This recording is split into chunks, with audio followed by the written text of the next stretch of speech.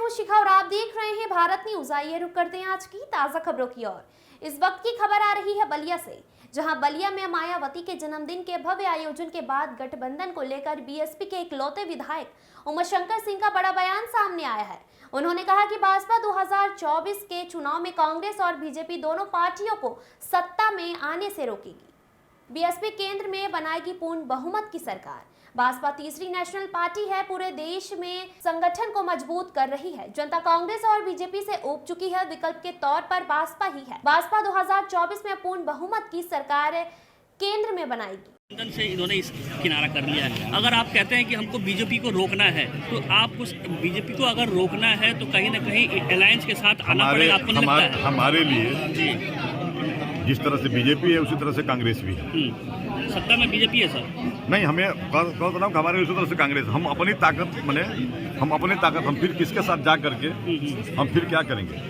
70 सालों में जिस समाज की लड़ाई बहन जी लड़ी हैं, लड़ के तुम लड़ाई है। अगर वह सत्ता में रहते हुए लोग अगर बीत दिए होते तो आज वह नौबत बहन जी को लड़ाई नहीं लड़नी पड़ती। इसलिए बहन जी ने बीएसपी का उद्देश्य कांग्रेस को रोकना है या बीजेपी को रोकना है? बीएसपी का उद्देश्य है अपने लोगों की हिफाजत, अपने लोगों के लिए काम।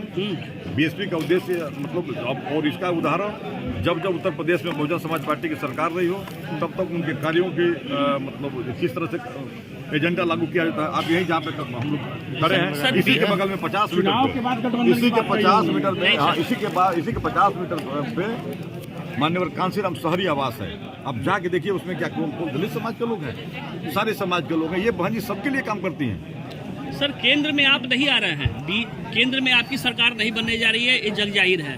आपको या तो कांग्रेस सरकार बनाएगी या फिर बीजेपी सरकार बनाएगी। आप किसको रोकेंगे? ये आपकी गलतफहमी है जी। इस देश में 3 ही राष्ट्रीय पार्टियां हैं जी। उसमें एक बहुजन समाज पार्टी भी है। अकेले के बस के बनाएगी सरकार? अकेले हम उत्तर प्रदेश जैसे स्टेट में पूर्ण बहुमत की सरकार बनाए हैं, अकेले बनाए हैं केंद्र में। और आज भी अन्य स्टेटों में जब हमारे कार्यों को, हमारे सिद्धांतों को जब लोग समझेंगे, यही भारतीय जनता पार्टी जिनके एक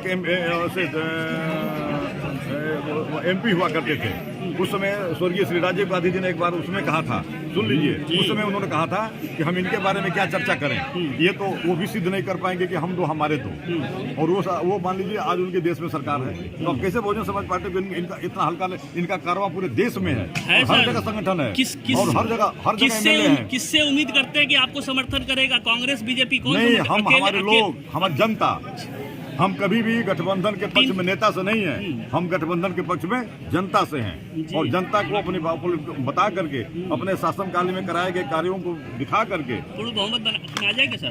आए हैं सेंट्रल में आएंगे? हाँ बिल्कुल आएंगे, पूर्ण बहुमत में आएंगे, सेंट्रल में आएंगे, बिल्कुल आएंगे। हम जब उत्तर प्रदेश जैसे स्टेट में जी, हम जब विपक्ष में भी थे तो एक बार 100 सीट के साथ थे। हम 200 से ऊपर सीट पा करके पहली बार हम लोगों ने पूर्ण बहुमत की सरकार बनाई। सीट पर भी आप सर सरकार नहीं बना पाएंगे। अभी तो फिलहाल आप 10 सीट पे हैं। आप अभी 10 सीट पे नहीं है। ये मैं बताया कि एक सीट वाला 300 पहुंच गया, तो आप कैसे उम्मीद करते हैं कि 10 सीट वाला जो है नहीं पहुंच पाएगा? कहां तक पहुंचेंगे सर? पूर्ण बहुमत की बनाएंगे, देश की सरकार बनाएगी, बिल्कुल बनाएगी। हमारा काम है पूरे देश में अपने हर स्टेटों में अपने संगठन को मजबूत कर रहे हैं और लड़ रहे हैं। और इन दोनों लोगों से जनता उठ चुकी है, हाँ दोनों लोगों से उठ चुकी है। हो सकता है विकल्प के रूप में बसपा को सरकार को अवसर दे दे। तो दोनों को रोकेंगे, कांग्रेस को भी रोकेंगे, बीजेपी को भी रोकेंगे जी। और आपसे कहेंगे कि पत्रकारिता के बाद वोट देने जाइएगा तो बहुजन समाज पार्टी को वोट करिएगा।